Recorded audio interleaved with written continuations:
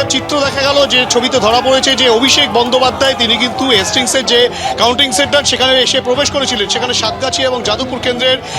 গণনা চলছিল এবং সেই গণনা চলাকালীন তিনি আচমকাই কিন্তু সেই হেস্টিংসের গণনা কেন্দ্রের ভেতরে প্রবেশ করেন এবং তখনই কিন্তু তিনি যেহেতু কোনো প্রার্থী নন তাহলে তিনি কিভাবে ভেতরে প্রবেশ করলেন এই নিয়ে কিন্তু বিজেপির তরফ থেকে অভিযোগ জানানো হয় এবং পরবর্তী ক্ষেত্রে একটা উত্তেজনার পরিস্থিতি তৈরি হয় এবং সেই প্রেক্ষাপটেই যেটা দেখা যায় যে বিজেপি কর্মী সমর্থকেরা যারা সেখানে উপস্থিত ছিলেন, যারা কাউন্টিং এজেন্ট ছিলেন, তাদের মধ্যে থেকে কিন্তু চোর চোর স্লোগান তোলা হয় এবং চোর চোর স্লোগান তোলার পর তিনি কিন্তু সেখান থেকে বেরিয়ে যান এবং এই ঘটনাকে কেন্দ্র করে রীতিমতো একটা উত্তেজনা তৈরি হয়। যদিও সঙ্গে সঙ্গে সেখানে কেন্দ্রীয় বাহিনী এবং কলকাতা পুলিশ তারাও কিন্তু মধ্যস্থতা করেন এবং তার পরবর্তী ক্ষেত্রে অভিষেক বন্দ্যোপাধ্যায়কে যেটা দেখা যায় খানিকক্ষণ সাংবাদিকদের মুখোমুখি হওয়ার পর তিনি কিন্তু এখান থেকে সোজা চলে যান এবং এই যে পরিস্থিতি, এই পরিস্থিতিতে বিজেপির তরফ থেকে অভিযোগ করা হয়েছে যে যেহেতু তিনি এখানকার কোনো রকম কোনো প্রার্থী নন তাহলে তিনি কেন